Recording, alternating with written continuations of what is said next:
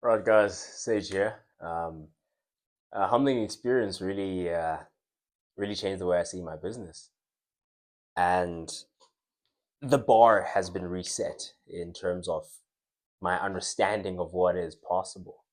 Um, Meaning, yes, I have not been complacent with where I am and understand that there's more value to be given, but I had something happen that made a shift that made me realize that even in terms of the core offer, there's more to be done.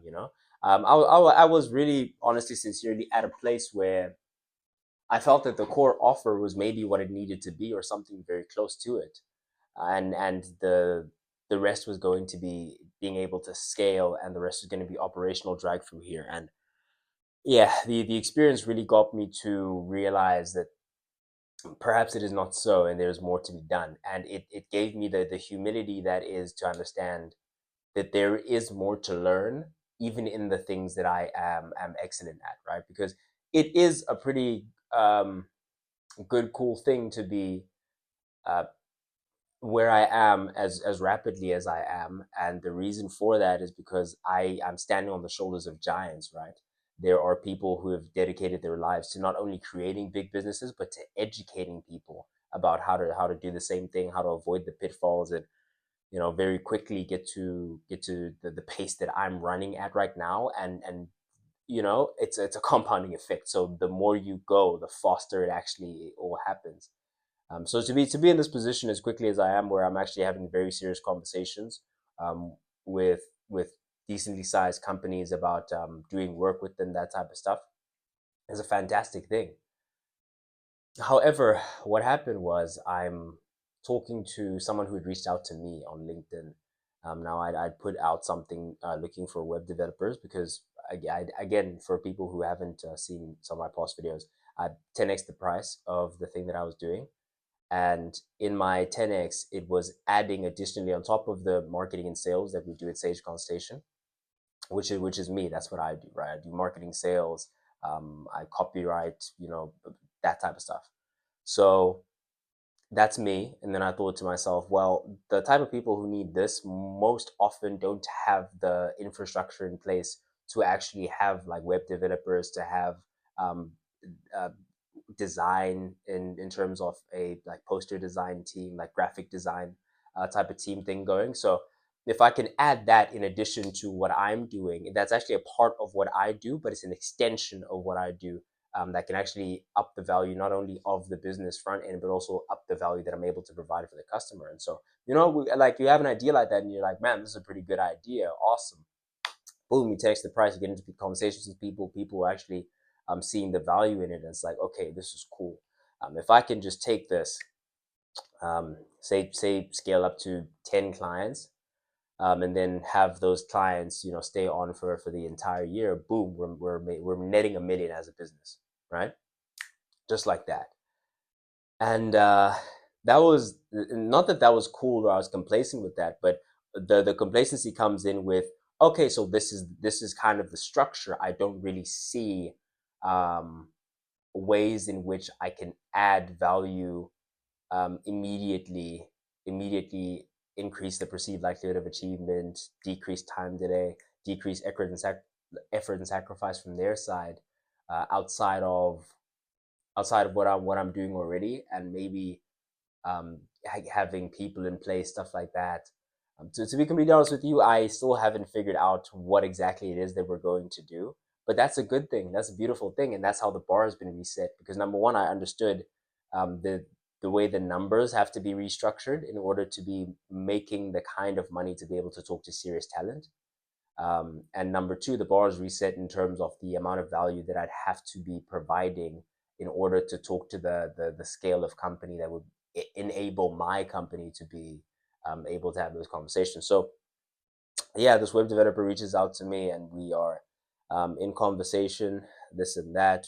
Um, and so immediately we hop on a call, we hop on a Google Meet, and then boom, come in. He's real professional, cool guy. You can see that he's got a little bit going on. So we get right into it. I say, let's get right into it. Let's get the numbers out of the way so that we can see how we're going to proceed.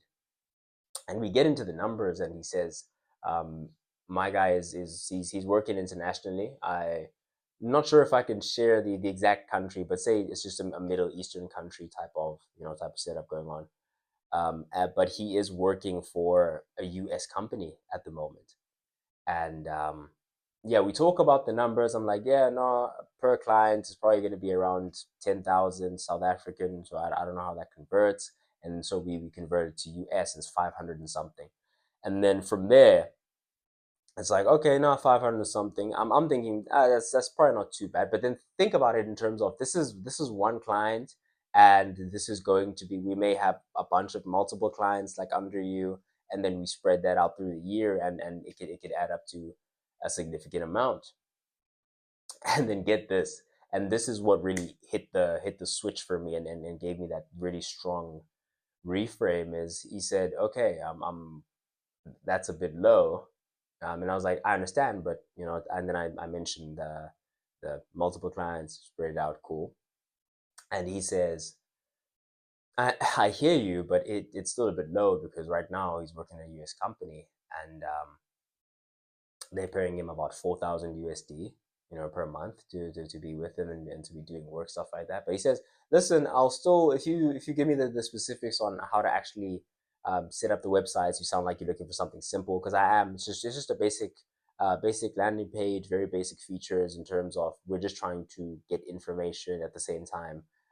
Be putting something up for people who want more information, just a system to just book calls through. We're just looking to create a funnel basically through the website system. And yeah, he says, no, that sounds decent. Again, the pay is pretty low, blah blah. So we're cool at this point in time. It's like, listen, if you can just make this document up for me about the specifics of the website, I'll see how much time it'll take, and then we can take it from there in terms of like the price range, this and that. And at that moment, I understood that, oh, okay, I'm in the little league talking to a major league baseball player right now, asking him to come bat for my team, right? And I'm like, okay, okay, cool, cool, cool. Now, no problem. Again, very, very professional, very cordial communication between myself and him. But afterwards, I take the time to go look up how much 4,000 USD converts to in South African rands. And then I go in, boom, boom, boom, 4,000 USD to rands. Click. That's 80,000, 80,000 South African rands. To get what I'm trying to say. And so that really it shifts, because that's like 8 times um, for probably one responsibility. You get, like, he's getting 8 times what my entire company stands to make per client, but he's getting it perhaps for one responsibility, and he's making that on a per month basis. Do you get what I'm trying to say? So it really reset in terms of like, wow, number one, I am a small fish, right? Obviously, right? But it kind of confirmed, and actually put numbers to it, and actually set the bar in that sense of like, okay, so there's so much value being captured out there, that a small piece of pies that size can be 8 times what I'm thinking now per month. Do you get what I'm trying to say? Do you understand the difference, the magnitude of difference between perhaps these two companies? And I'm not talking about this in terms of, I don't understand that I'm a young company. There are bigger companies out there. That was obvious. But what that did is it kind of put numbers and perspective to, okay, where I am now, there is this much value that I'm looking to provide, this, that, and the third, and it put a delta. It put a value to what the discrepancy is, and how large that actually may be, and made me kind of feel that I may at some point need to go back to the drawing board, or I'm currently at the drawing board right now. Like I said, I don't know exactly how we're going to proceed, but that does excite me, because it does kind of give a little bit of, again, inspiration. Like, I feel inspired by the fact that there's such a big difference. I'm not looking at this as humbling in a negative way. It's humbling in the sense that, oh, okay, you realize that I'm looking to you say 10 multiply throughout the year. That's more than 1 million for the business. I'm like, that's awesome. Cool start, right? But then you realize that there's that much money being made out there, and you realize what's possible, and then you start thinking to yourself, okay, but here's the thing. As far as my knowledge is concerned, this that I'm doing right now is damn near, if not the limit of my thinking capacity. Like in terms of what I can think of in terms of creating value, um, like this is pretty much it. It's not it. I'm sure that there are little tweaks and this and that, like hiring people in this position, that position, to kind of make it make sense. But to make it make sense to improve incrementally. And then, for example, I may add someone in terms of the admin, like in terms of doing the actual admin, doing the actual, so like I can do things to improve the value of what I got going on now that will create incremental improvement. But I am dumbfounded when it comes to how can I 10x again? If it were possible, like I'm dumbfounded to try and name the price. And that's usually in terms of, I don't know the answer to the question, what would it take? And that's what really inspires me to kind of want to learn more, and to open myself up to more, and to be having more these conversations. And that's why I want to have this conversation with you guys. If any book recommendations, I'm really eager to kind of learn to expand my thinking, because again, in I realize the limits to like the capacity that I'm thinking at. I don't know if you guys hear me or understand me when I say that. I'm saying it was impressive to myself when I was able to think of something that would 10x the price. I was like, oh, okay, cool. But that means that this is the league that I was supposed to be playing at to begin with, according to the value that I'm bringing. And that's good, that's awesome. But what's scary about that is the like is that this level right here is not even level one. Do you get what I'm trying to say? To someone else. And to which I'm not saying that again to look down upon myself, but it's more so just to think of what is possible. And yeah, it the main thing that bothers me is I don't know the answer to what would it take. What would it take to be the number one? And I never really asked myself that. And I think that's the main thing that we have to get to. That's the main thing that we have to understand. Because I have been thinking about, maybe I need to get people who are involved with AI. Talk more in depth with my web developers, and talk about developing code to do certain things, all that type of stuff, right? That's cool, but again, to me, that sounds like incremental improvement. Like, I think you can maybe 2x if you look at what I'm doing, the service I'm providing, and then you add some code, some automation to the actual servicing, and so we take time off of the hands of the businesses that we work with. You can easily about 2x the price, because you are decreasing the effort and sacrifice majorly by saying, listen, all you have to do is say yes, and we'll do the rest. You see what I'm trying to say? But again, think about this. I've gotten this core offer to the point where, or I can get this core offer to the point where all you have to say is yes. And in a reasonable amount of time, like when it comes to the time delay between when you start and results, so it's that's where it gets dicey, because again, the more volume you do, the more people you can get out to, and so the automation would help with that as well. But I've gotten, even with human people working at this price point, the time delay is decent. It's very, very decent. It's decent enough to actually have these conversations with bigger companies in my area. And then when it comes to effort and sacrifice, you get what I'm trying to say, fine, that would also be decreased by that code element. But still, here's what I'm saying. With this core offer, even if I did add that code element, that would maybe make it make sense to 2x the price, in my mind. I don't know if I'm underestimating the value of that, but say it two okay, say it does 2x, say it 5x's. Where else? What else? Like say we 2x, we 5x. How are we going to get to that level where we're batting at a major league? How do we get to that level where we can pay 4,000 USD for someone to do one task?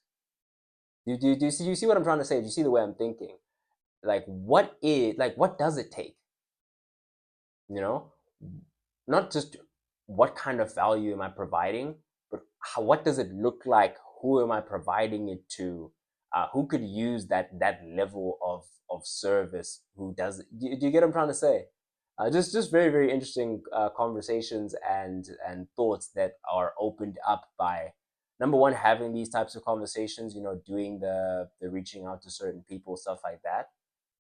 Um, and I think that's a very good thing because, like I said, it creates this conversation internally that would not exist otherwise.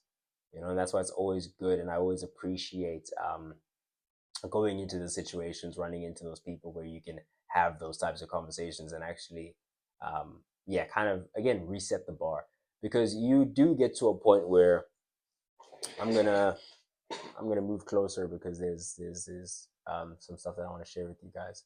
I want to open up the notes.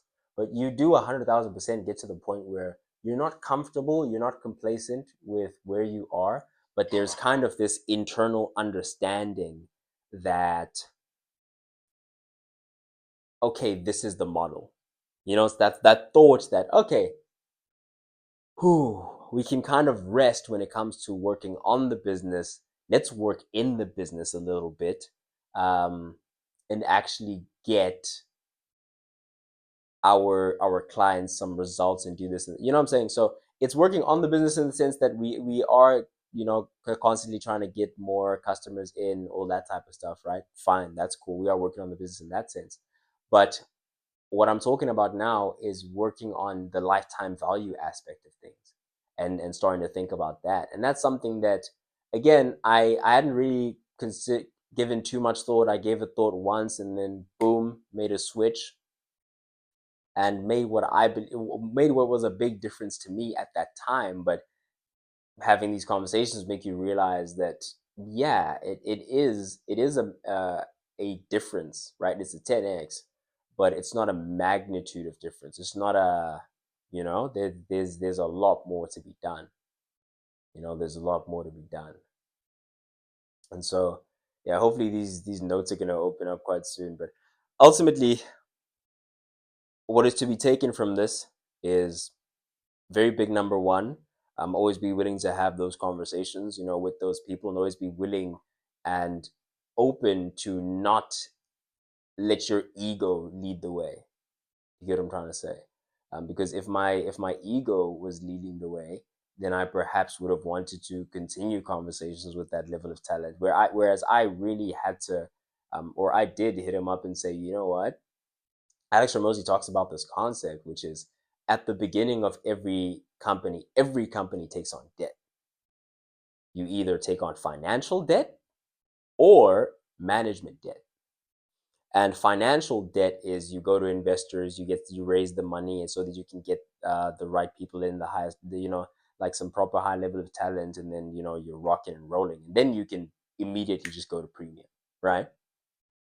Or you take on management debt, which is because you don't have the finances to pay the best of the best, you have to work with what is available at that time, and that is a level of talent that is not like in the A list of talent. And that's no offense to anyone that I'm working with. I mean, I'm not in the A level in terms of leadership, is what that opens up to my mind as well. It's like, wow, there's a lot more that I have to become. And that's the main thing for me, is just that idea of, wow, there's a lot more that I have to be in order to be able to attract that level of talent.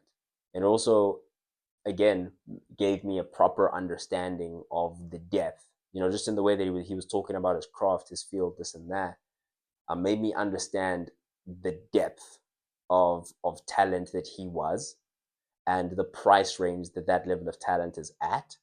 And to think that him at that level of talent is still open to conversation and is still looking to do more in other places. Do you get what I'm trying to say?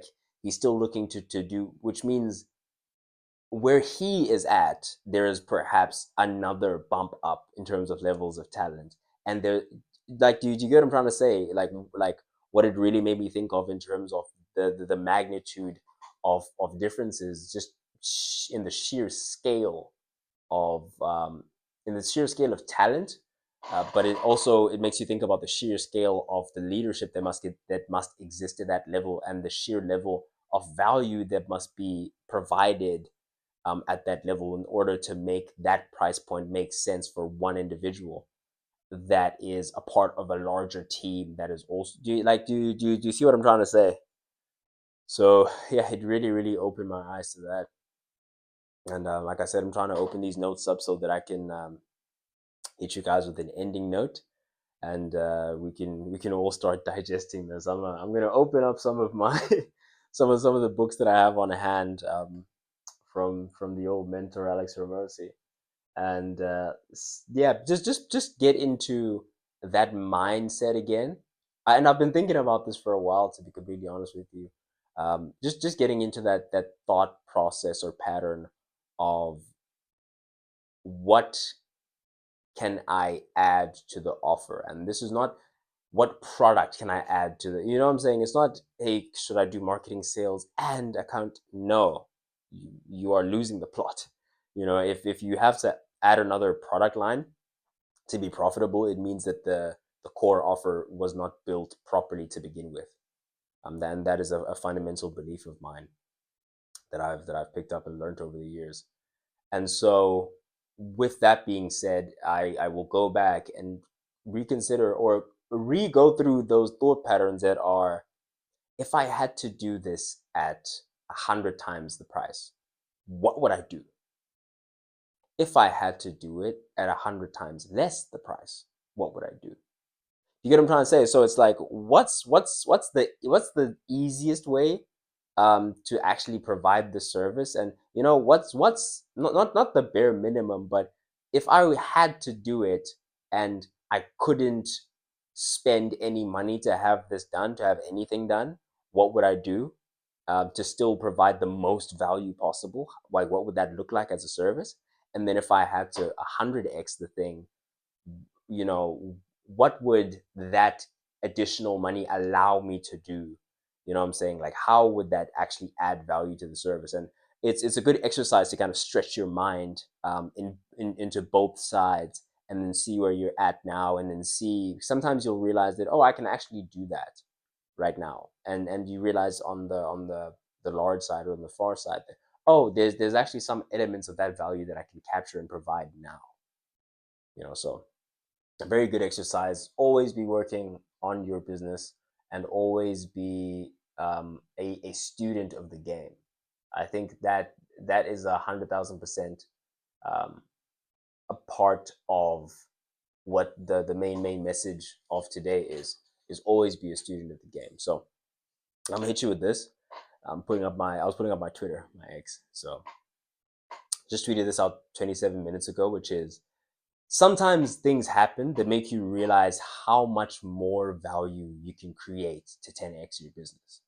The funny thing is, this happens at least 10 times throughout your life. So, yes, there are companies in your industry offering 1,000 times the value. Stay a student of the game. Meaning, yeah, you may be big shark in your little pond, but realize that there are opportunities that can, in one move, 10x your business, and that's going to happen more than 10 times throughout your life. And so always stay a student of the game, always be open to those game changing ideas, and always be seeking to provide tremendous value. And I just want to touch on this quickly before I leave. I talk about these things, and I talk about, ways to provide value and build wealth and this and that. And I'm not going to sit here and say, no, it's just not about making money. No, it is about making money. It is about making money. It is about being able to create value, being able to create jobs, being able to change lives. Because for those who don't know, the big major vision of Sage Consultation is to create jobs and change lives, specifically within the Black community, because I feel like they're the ones who need it the most. But I do work with white businesses mainly now, to be honest. I do work with Black businesses as well. Mixed. Like I work with everyone because it's not a color thing, but it just so happens that according to like literally statistically speaking, the bottom 50% of earners in South Africa are Black people. So if it was orange people, then I'd be fighting for orange people. But the main thing is realizing that I am living in a place and I'm living in a country, in a continent that has been majorly exploited for centuries, and as a result of that, the thinking is not what it needs to be, and also the opportunities for those who do have those big thoughts and big dreams are not what they need to be. And so, in order for us to be able to compete at a global scale, we do need to have these moments where we just readjust and we think about value completely differently. And so, yeah, with that being said, it's not necessarily about the material resources that you accrue, because that's not really, it doesn't wake me up in the morning, you know, because I've said this before, I'll say it again. It always is longer, it always takes longer. Okay, it always is harder, takes longer, and costs more than you think. And then, furthermore than that, I would say the bigger your dream is, the earlier you're going to have to get up, the longer you're going to have to stay up. And then the third thing I'll say is the wealthiest people on the planet are the people that provide the most value to the most people. And so I talked about Jeff Bezos having created something and working now towards something that is going to make the entire planet richer, right? And I don't think it is a coincidence that the highest paid people are the people that are providing the most value to the most people. Um, you'll find that you do get into these situations where people are making themselves a lot of money, but no one that they get in business with makes a lot of money, and that's not the type of structure that makes big things happen. And so for me, money is a scale of the impact that you're able to have. And so going back to it, the bigger your dream is, the earlier you're gonna have to get up, the longer you're gonna have to stay up. And for me, thinking of a car, a car, chief. Thinking of a certain house, this and that, like it's cool, it's nice, it would be good to have, but it's more so about who you'd have to become in order to be able to do that. And so another thing that had reset my mind is I actually met a guy who's actually becoming a friend of mine in class, and I look at this kid's wrist, and I'm sort of a watch enthusiast. My people know me. I look at this kid's wrist, and I'm like, there's no way this is what I think it is. I see the hunch. I'm like, nah, can't be, because that's where the day would be. That's where the yeah, that's where the day would be, or that's where the date would be. And I was like, but there's no way. And then I see the crown. I'm like, there's no way. And then I was like, is that a Datejust? And he says, yes, it is. He's wearing a Rolex Datejust. I'm 20, turning 21. He's 20. Um, Tells me the story. His father does this, does that. And again, in a different scenario, if I'm a different person, I'm thinking, man, envy, jealousy, this and that. I'm busy thinking, wow, you know what? It is very possible to create a level of value to where you can have these things. You get what I'm trying to say? Like it kind of brings these things to gravity, to reality. It makes them real when you actually tie certain figures and you hear certain figures being spoken about. And there were other people who I've done their fair bit of traveling. My brother had been to Singapore recently, and which is the friend that I made that day. Guobus, he's probably watching. um, and then another friend of mine that I rode over with, I was also having conversations in his class, and people in his class were talking about, they just came from vacation in Peru, this and that. And so you like some people will hear this stuff and think to themselves, whatever. But here's what I take from it. What I take from it is, okay, so these dreams, these thoughts are, number one, not impossible. Number two, are not as far away as you think they are. And when you combine both of these experiences, which is, this tells me that, and this happened first, the meeting, meeting of my friend, um, the friend that I'd come through with, meeting other people as well. 'Cause like we consider ourselves well traveled people around South Africa. Like I've been to Cape Town, Mpumalanga, that type of stuff. And I love to keep it in the continent, and I think we have a very beautiful beautiful continent, beautiful country. But that being said, there were people who've done more traveling, you know, um, at younger ages, and it's like, oh, okay, so you know what I'm saying. So it's like, oh, okay, cool, cool, because like that means something to me. So I'm like, okay, cool. And then you get this, so it's which means it's real. It happens, right? And then to get in this conversation that made me realize, oh, there's a whole nother level of value that you can kind of unlock. And the level of value that my core offer is now is not the level of value that is going to take me to that level. And so I would add, let it destroy you.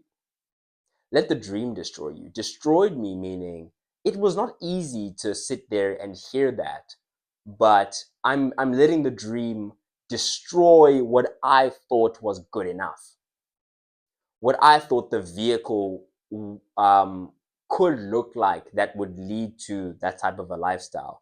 I allowed it to destroy me, meaning when I started hearing these numbers and these figures, and talking to businesses, and I'm working leads now and that type of stuff, a part of me is like, whew, we're in the final stretch, baby. Not in the final stretch, but this is the final. I'm like, this is the final stretch of what this vehicle can probably net me. And having that conversation made me realize, like, oh no, there's more to this. Like there's more to this that I don't know about. And I don't even know what that solution is going to look like. I don't even know where that value is going to go. There's so much that I don't know, and it's real. So I need to get better. It is very real and very possible to get better. You get what I'm trying to say? And so, with the combination of those things, two things I want to leave you with: stay a student of the game, and along that journey, let the dream destroy you. Let the dream shape you and mold you into the thought patterns you have to have, and the ways that you need to think to become who you need to be to do what you need to do. You get what I'm trying to say? Meaning, I have very big dreams, and I have very big things that I'm trying to do through this. Do you get what I'm trying to say?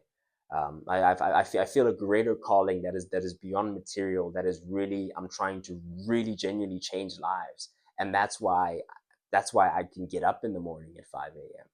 Because yes, we do get those mornings where you're just physically drained, and you just wake up. It's like, "Whoa," you know what I'm saying?